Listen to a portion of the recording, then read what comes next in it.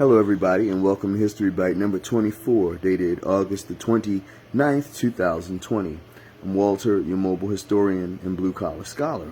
This History Bite is entitled, JFK is somewhat of an overrated president. Now, not to disappoint my friends and colleagues of other sorts who happen to be JFK lovers, but it is my humble opinion that he is somewhat of an overrated guy. Number 35, beyond question, was a very good president of the United States. But great is a bit of a stretch. All right. And I'll divide this.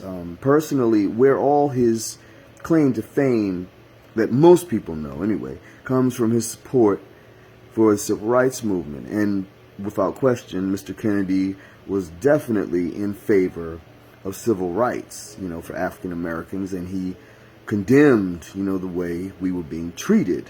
All right. Now, as for his personal role in facilitating the fall of segregation, I have to say honestly that I don't feel that he was forceful enough. Okay. And that is quite simply to be expected, all right? He had to maintain the support of very, very racist Southern Democrats in order to get other things in his domestic and foreign agenda through, all right? However, in spite of having to maintain their favor and good graces, the president still had a duty, okay, to make sure that he stood by civil rights as much as he said he was in support of it.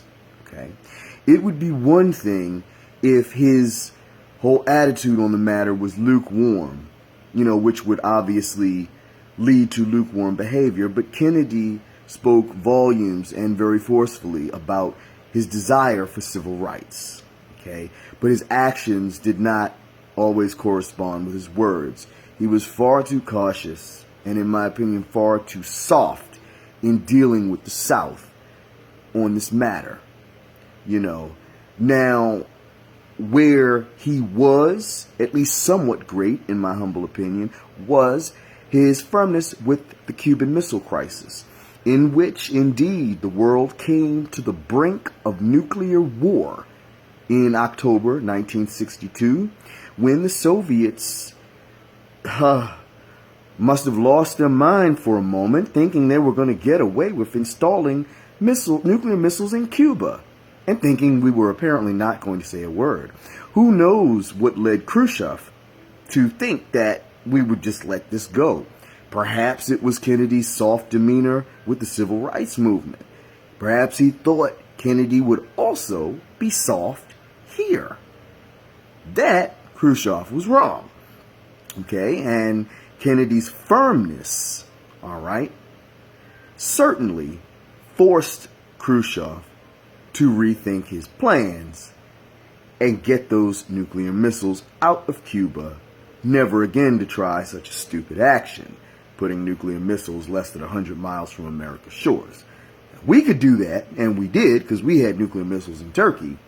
But the Soviets were absolutely positively not allowed to put nuclear missiles right next to our shores. That's a no-no.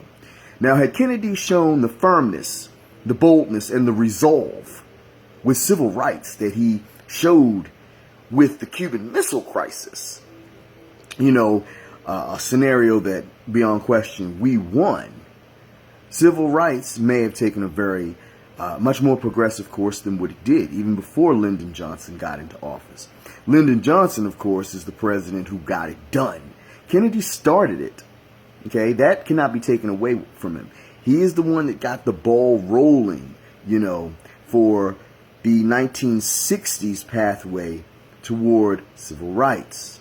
Okay, and of course, President Johnson, through his deep working relationship with the members of Congress, all right, he was able to get that through. He used the Johnson treatment, which we all know was very bold, in-your-face type of treatment. and remarkable power of persuasion otherwise to get the Civil Rights Act of 64 and the Voting Rights Act of 65 through. Much, if not 90% of the credit for this goes to Lyndon Johnson, not John F. Kennedy. So, for those who wish to give Mr. Kennedy the trophy for civil rights, at most, I think he deserves the silver medal. Okay? He was no Lyndon Johnson.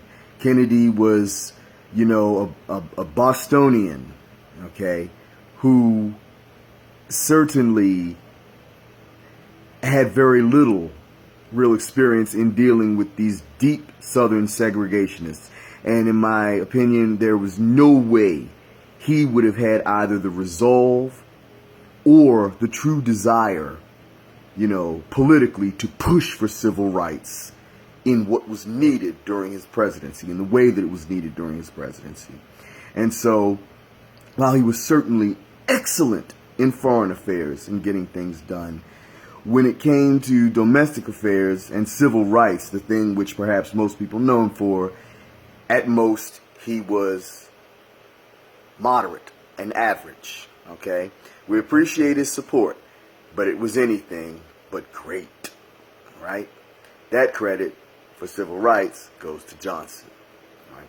So this is just my commentary, my personal view on, I think Mr. Kennedy's a slightly overrated president, primarily in domestic affairs. But I would never, ever take it away from him with his excellent job in dealing with the Cuban Missile Crisis and other matters in foreign affairs in the early 1960s. Thank you for listening to this History Bite, and I'll talk to you at the next one. Peace.